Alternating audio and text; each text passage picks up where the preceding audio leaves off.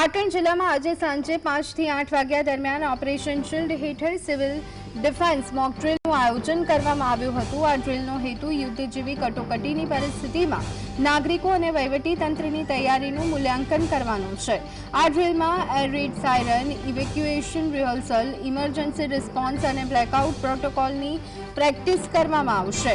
આ ડ્રીલમાં જિલ્લાની 5 નગરપાલિકાઓ, 5 સંવેદનશીલ વિસ્તારો, 8 સરહદી ગામો સહિત કુલ 18 સ્થળો પર સિવિલ ડિફેન્સ એક્સરસાઇઝ યોજાશે। આ ઉપરાંત રાત્રે 8 થી 8:30 વાગ્યા દરમિયાન આ સ્થળોએ સંપૂર્ણ બ્લેકઆઉટનો અમલ કરવામાં આવશે।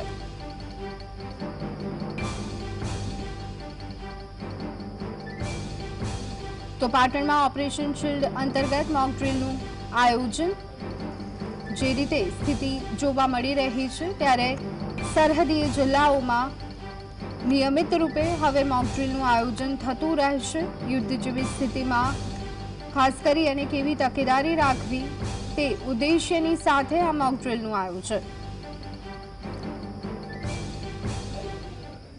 તો આ અંગે વધુ વિગત મેળવી લઈએ। સંવાદદાતા અલ્કેશ અમારી સાથે જોડાઈ ગયા છે। અલ્કેશ, પાટણમાં ઓપરેશન શિલ્ડ અંતર્ગત મોક ડ્રીલનું આયોજન, શું વિગતો?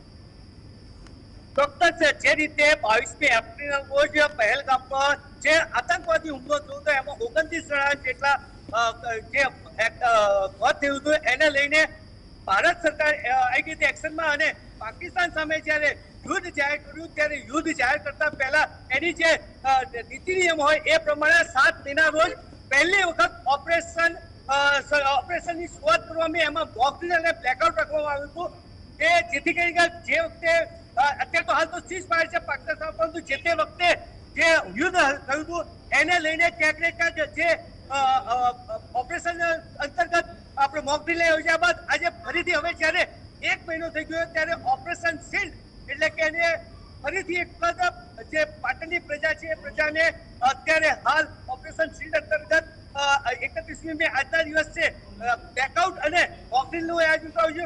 પાટણમાં લગભગ 18 જગ્યાએ મોક ડ્રીલ યોજાશે। સાથે સાથે જે સરહદી વિસ્તારના 8 ગામડાઓ છે એ 8 ગામડાઓમાં વધારે બ્લેકઆઉટ રાખવામાં આવ્યું છે। આમ તો ટોટલ 71 ગામડાઓ છે પણ સાતપુરા છે 8 ગામડા, પાંગલી છે, જાખોત્રા છે, એવાલ છે, આ બધા ગામડાઓમાં બ્લેકઆઉટ રાખવામાં આવશે। અત્યારે હાલ જો વાત કરીએ તો હાલ તો સ્થિતિ સામાન્ય થઈ ગઈ છે, પરંતુ એક કવાયતના ભાગરૂપે અત્યારે હાલ જે રીતે સરકાર દ્વારા નિર્દેશ આપવામાં આવ્યો છે એને લઈને તમામ તૈયારીઓ કરવામાં આવી છે। લોકોમાં પણ એ જ રીતનો ફરીથી ઉત્સાહ જોવા મળ્યો છે। જે કઈ ગઈ વખતની જે તૂટીઓ રહેતી એ તૂટીઓ આ વખતે એને નજરઅંદાજ કરીને પણ સારી રીતે લોકો સુધી મેસેજ પડે એ રીતનું સમગ્ર આયોજન કરવામાં આવ્યું છે। જો વાત કરવામાં આવે તો આજે પાટણ જિલ્લામાં સાંજના સમયે મોક ડ્રીલ યોજાશે અને 18 જગ્યાએ અલગ અલગ રીતે થશે।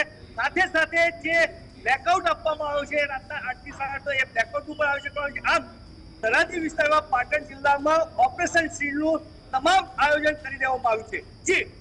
જી આભાર અલ્કેશ સમગ્ર માહિતી આપવા બદલ।